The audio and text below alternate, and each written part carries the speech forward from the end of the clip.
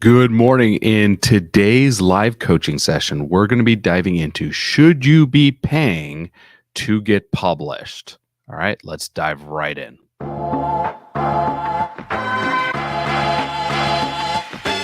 Are you tired of the endless stream of fantasy marketing and vanity metrics? Yeah, so am I.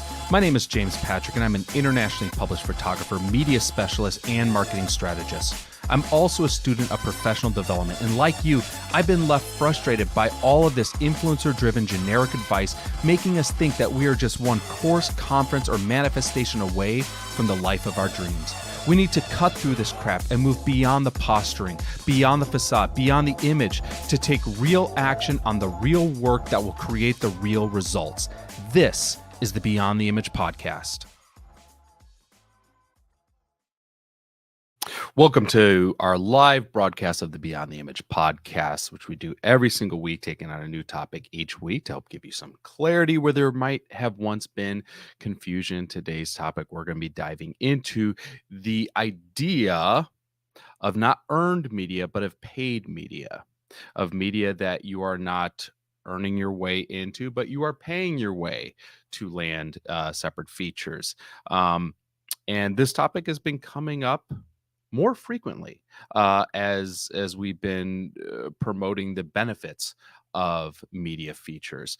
And what I want to dive into today is really understanding the ROI of paid media versus earned media, and then really just trying to answer the question of should you be paying for media features, or should you be taking your time and your energy instead of your revenue to earn media features?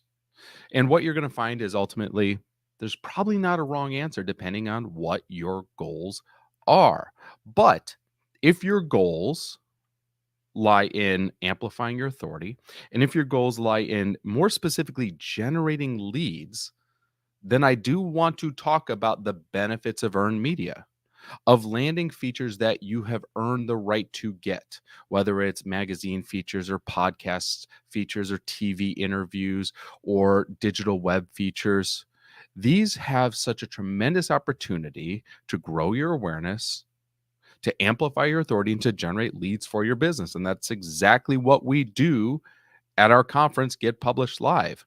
We not only teach you everything you need to know about how to earn, not pay for, but earn media features. But in addition to that, just by attending, you get the exclusive opportunity to land top media features with dozens of our media partners. We already have nearly 20 magazine partners. We are casting for 10 magazine covers. We have over a dozen podcasts that have partnered with us, TV features, digital features, and more. And all this is exclusively for attendees of the event. You can attend in person, which includes media training, includes photo shoots to beef up your portfolio and your pitching materials, or you can attend virtually. All the details, as well as our casting partners, all of that is available right now at getpublished.live. We are currently in early bird, so you do not want to miss out on that. All right, so let's dive into this idea of paying to get published. I got this email, and I'm going to bring this email up on screen.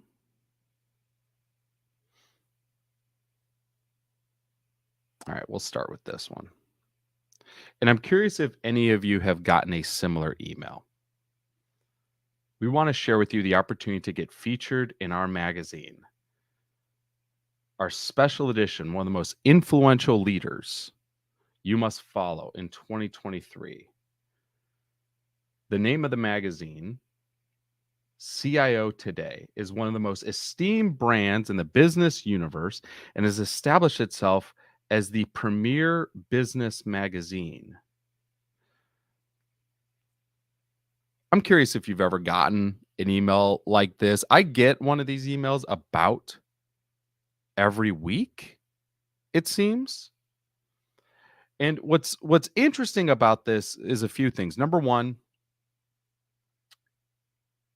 CIO Today is one of the most esteemed brands in the business universe and has established itself as a premier business magazine that I've legitimately never heard of before.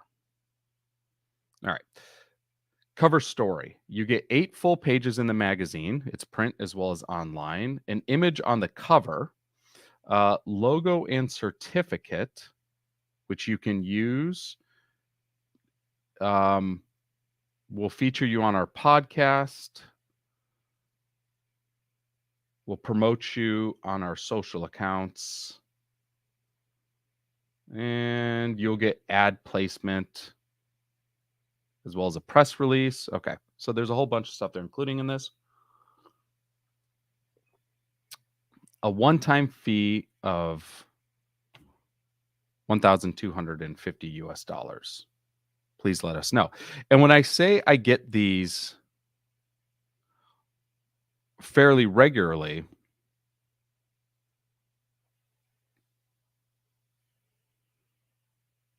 here's another one. And it's quite similar, even though this is a completely separate magazine, I guess, theoretically. But man, this looks almost identical to the first email I got, except this one is called World's Leaders Magazine. And the cost is $2,000. But most of the details are the same. Okay. So perhaps you've gotten emails like this before, or maybe you've had some offers to submit to publications and they came back with a price tag. And it can be frustrating. It can dismay a lot of individuals. Think, oh, maybe this is how it's done, or maybe I wasn't good enough to earn something and maybe I'm forced to pay for it. And I just want to be clear, there is no requirement that you always must pay to earn media features. Let's zoom out and let's understand why pay-for-play media features even exist, because this is a fairly new or relatively new occurrence or phenomenon. It's important to understand that when you think about media outlets, and let's look at news media outlets, 70% of their income comes from advertising. 70%, which means 30% comes from subscriptions or people purchasing off newsstands. So people purchasing the media outlet only accounts for a smaller percentage of how that media outlet makes money.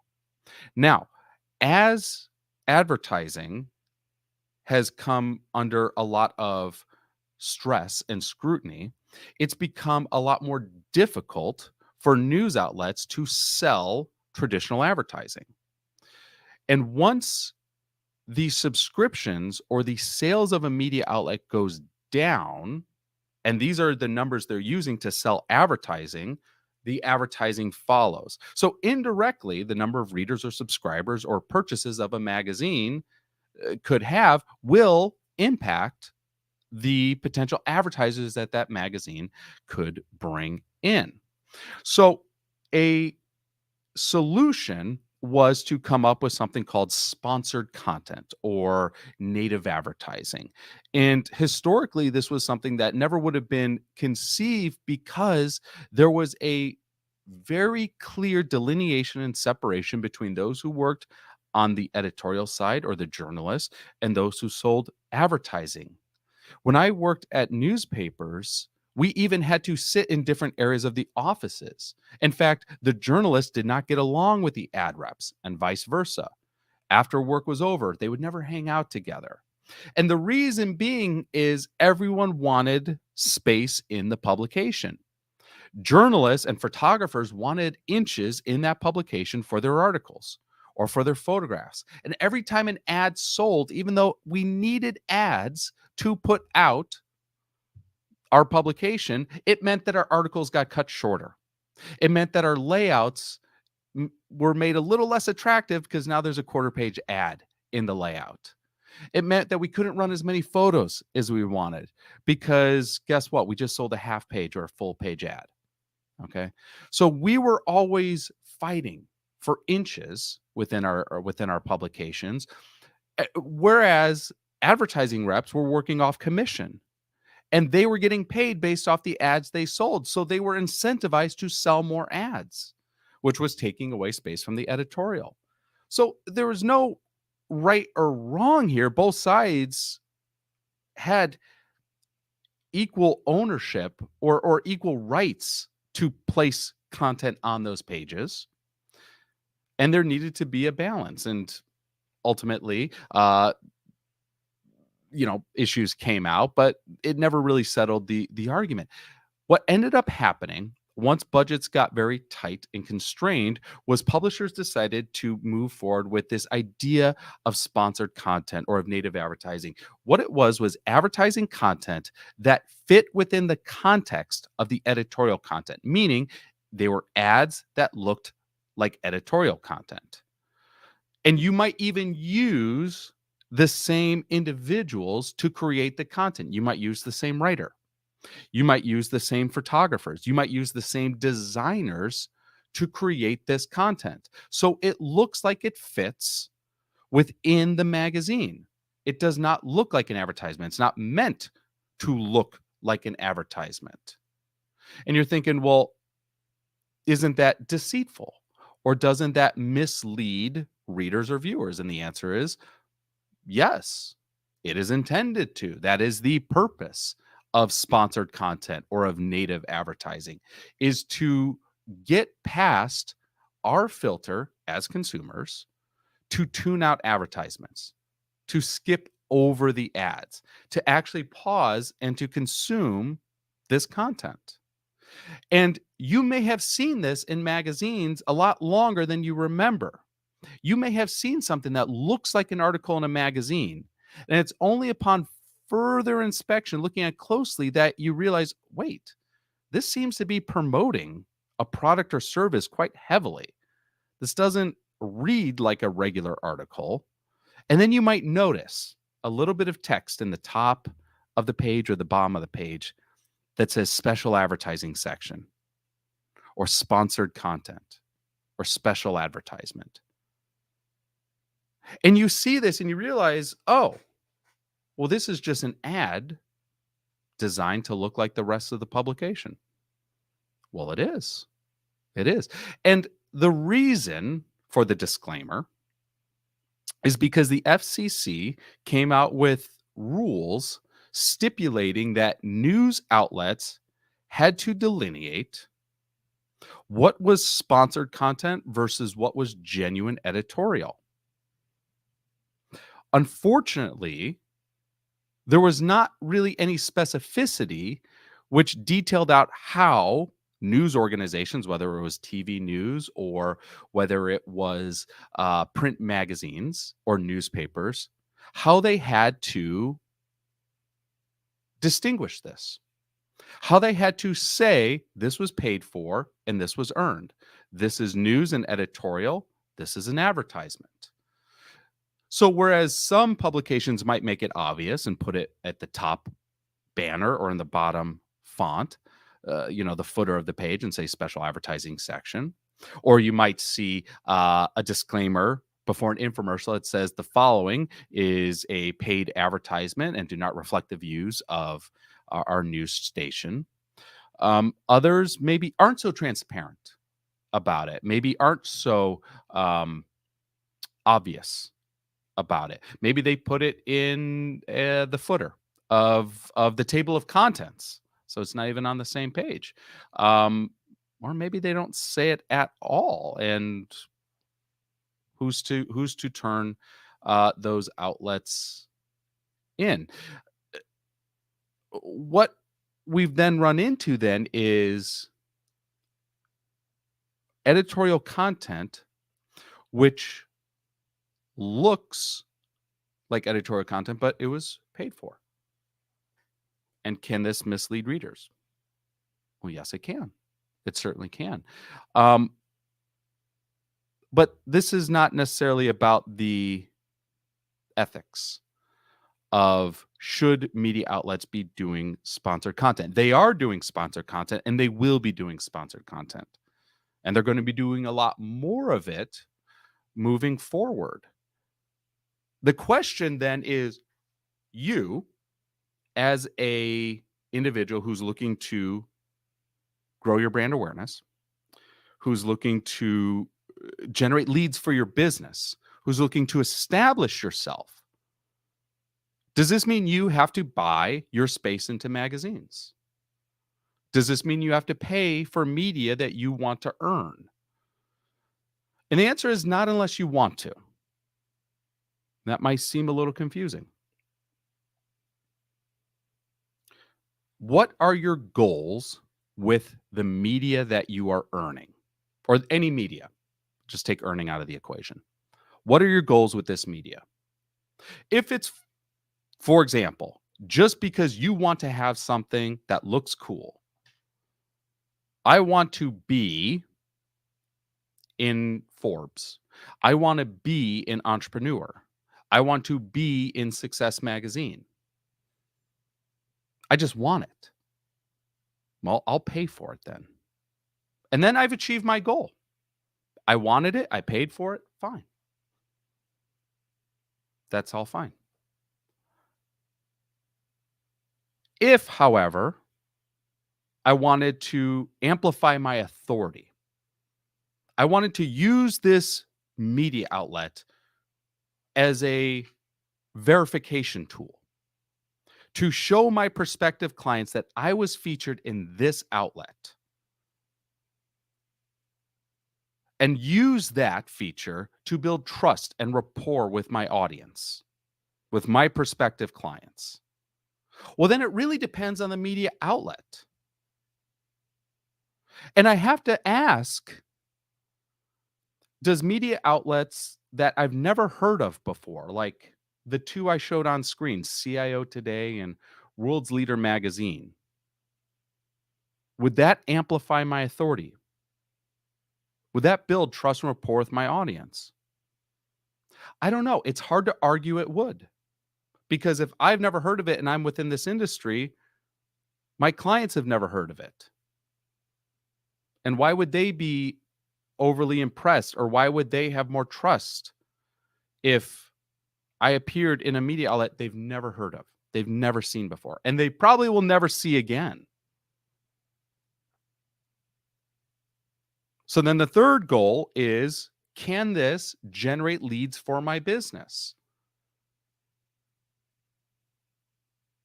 And this is where we really get into the ROI, because inherently, I don't want you to believe there's anything wrong with paying to be in a media feature.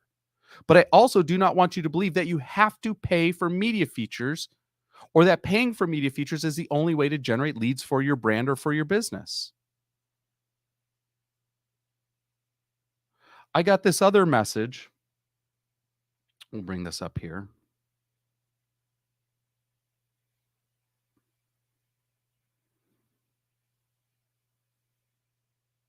This one here. Okay. So this was from another one of these magazines I've never heard of before, that was emailing me the same thing, and they wanted, I don't know, maybe $1,000 for this feature. And so I asked them, I said, give me your data. Tell me about your readers. Tell me about your subscriptions. Tell me about your reach. Tell me about your audience. So this one was called Fortune Business Review. Print subscribers, 65,000 plus print subscribers. That's surprising. That's so surprising, it doesn't seem real. I have no way to prove whether or not this is real, but I'm just going to tell you that it's so surprising, I struggle to believe that is real. But here's interesting. We print 25,000 copies for every edition we publish. Time out. I don't think you need a degree in mathematics to see that 25,000 print copies is significantly less than 65,000 print subscribers.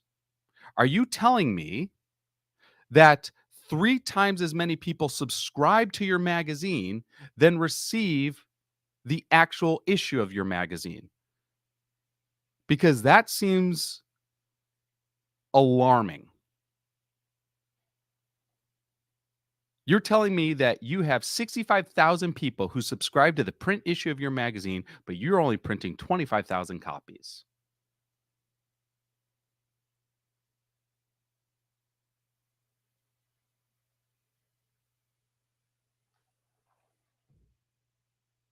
That really begs a huge question here. How legitimate is this? I would really struggle to see a return on that investment, whatever the investment was, because I don't believe the numbers they're telling me, because the numbers they're telling me do not make sense.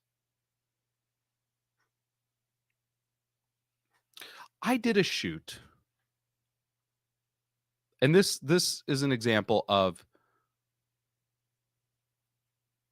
the dangers of sponsored content. I did a shoot, it was a magazine cover, and in my career, like, I've shot nearly 700 magazines.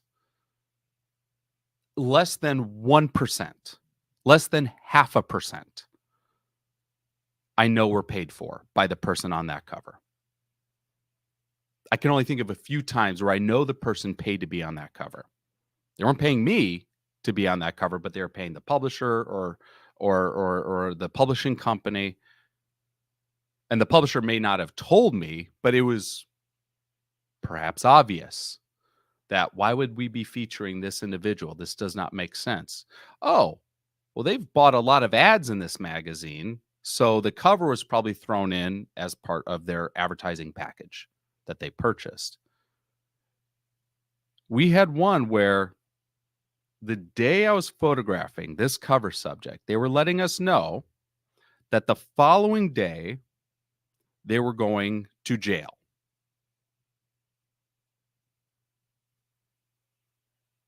We are showcasing someone on a magazine cover espousing health and wellness.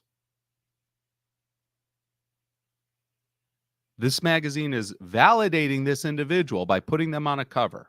And the next day after the photo shoot, by the time the magazine comes out, this person would be in jail. And I believe she said it was for drunk driving.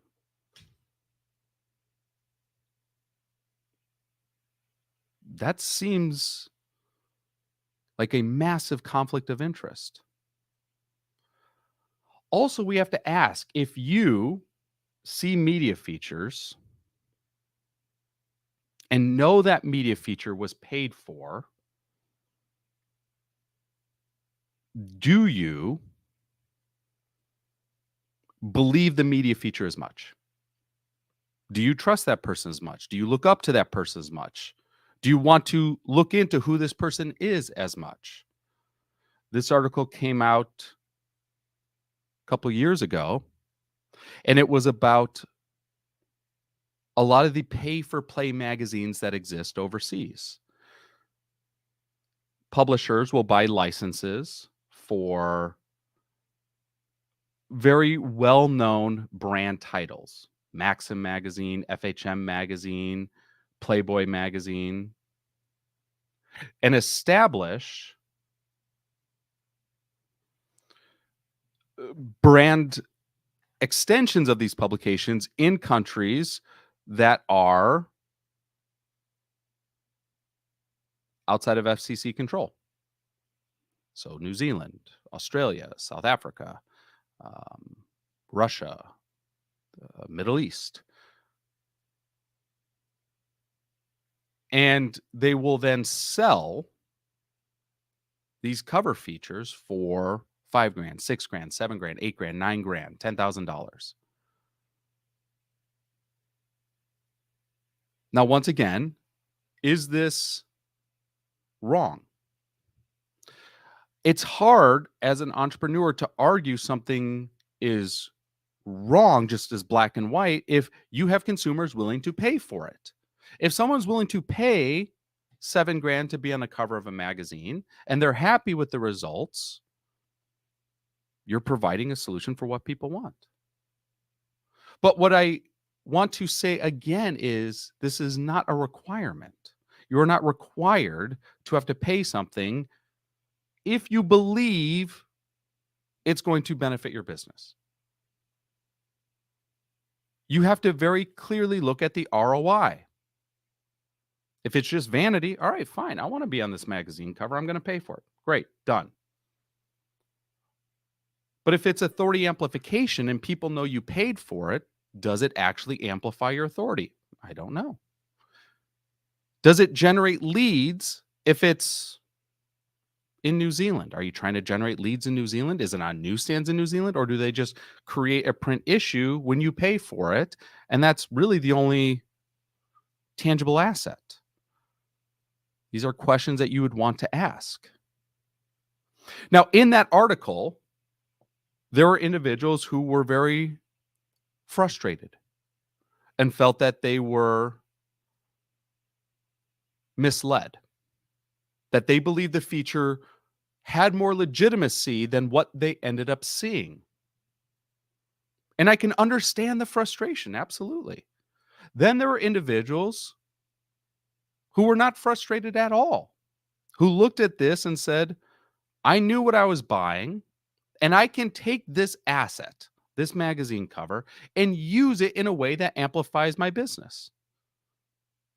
And they were happy with the investment because of how they were able to use it. Once again, this is not about right or wrong. This is not about, is this the only choice or not? This is about clarity in knowing how you choose to use these assets. This came up last week. Here is a live view of a photographer's website.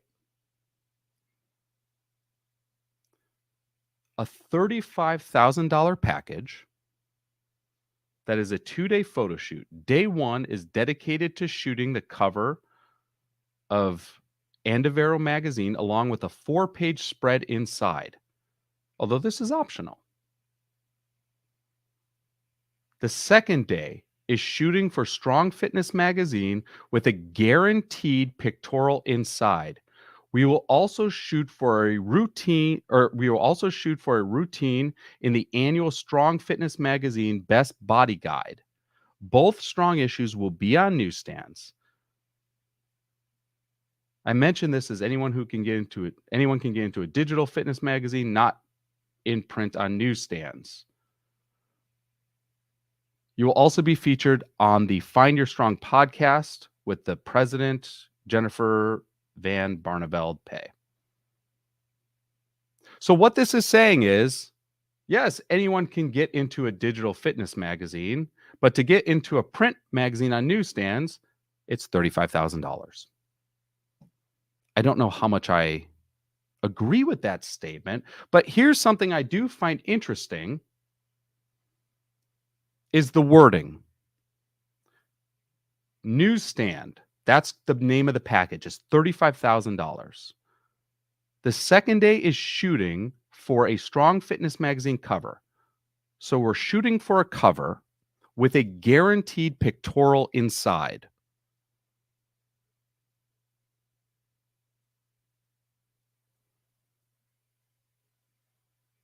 So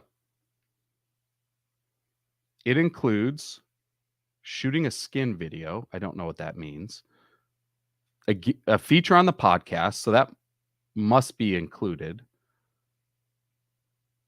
1 week daily model feature on the magazine's Instagram.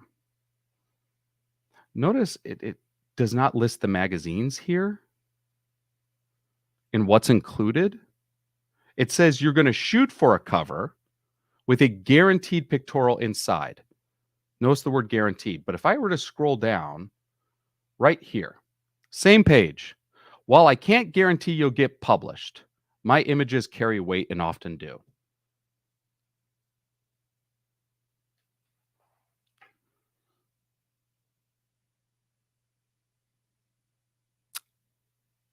If you're confused by that, you're not alone. It seems confusing.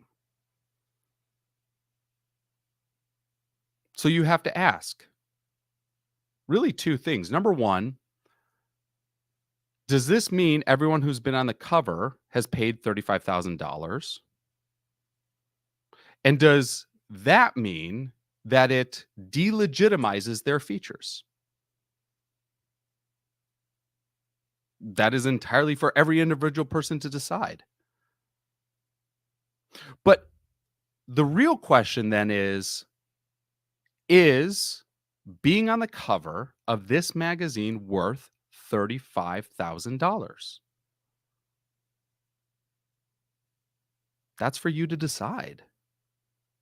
And in full disclosure and full transparency, we run several media outlets. My podcast does not offer sponsored content.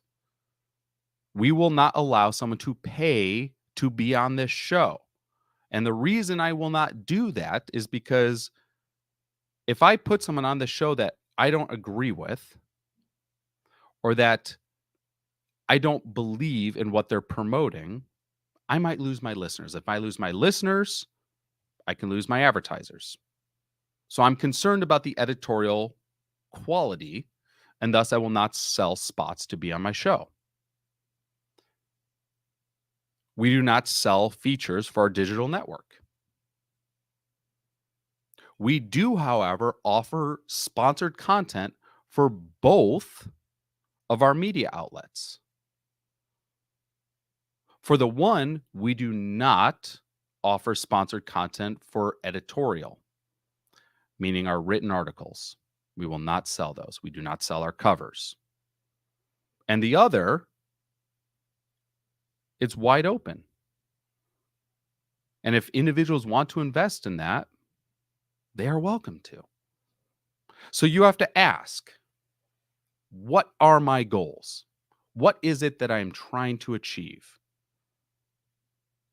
And will this investment give me that return to achieve these goals? And also to touch on the notion of print media and the value of print media and why print media might be superior to digital media.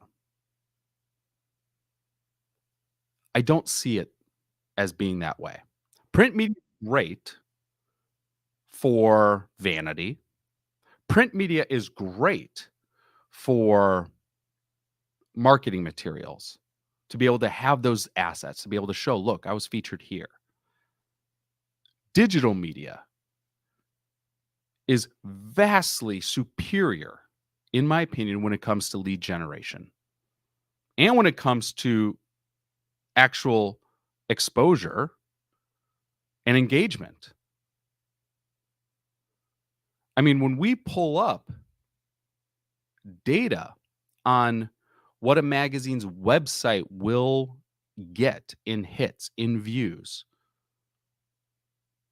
it can vastly outweigh what the print editions can do. I mean, when I pulled up the stats on Oxygen magazine, they were hitting 250,000 unique visits to their website in a month. 250,000, 250,000 unique hits. That's a significant amount of traffic that could be exposed to your content.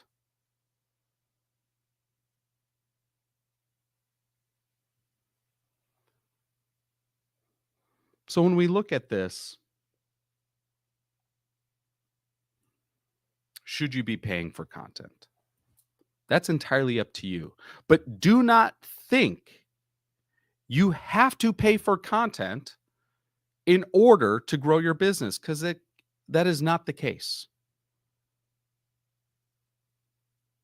There are plenty of media outlets out there, overwhelmingly plenty of media outlets out there that are offering and looking for earned opportunities to give genuine editorial features.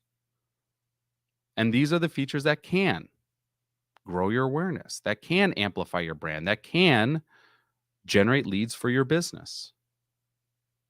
And if you do choose to look into outlets that are charging, just ensure that you are asking the right questions about the audience, about the distribution, so that you can properly assess whether or not you are going to get a return on that investment. Am I going to make back the money I am investing and then some? Because a one-to-one would not be really worth the investment. And also really ask yourself, with a lot of these emails that are coming out from publications that you've probably not heard of before, how you are going to turn $1,000 or $2,000 into revenue. Or how, let's just say, you were to invest $35,000, how you're going to recoup that in your business. Once again, no right or wrong answers, but it helps to have the full picture, to understand where you're going to be spending something. Because ultimately, you spend your money in ads, and that's what sponsored content is. Ultimately, it's advertising. You're buying ads. Or into earning media, building relationships, creating great content, creating content that offers value to the readers or to the listeners or to the viewers, that builds trust, that builds rapport. And when I look at the level of engagement between advertising, just traditional advertising, and editorial content gets 4 times the engagement that paid advertising does. 4 times. Meaning you'd have to buy 4 full page ads to equal 1 page of genuine editorial. Now, those lines get blurred with sponsored content or with native advertising.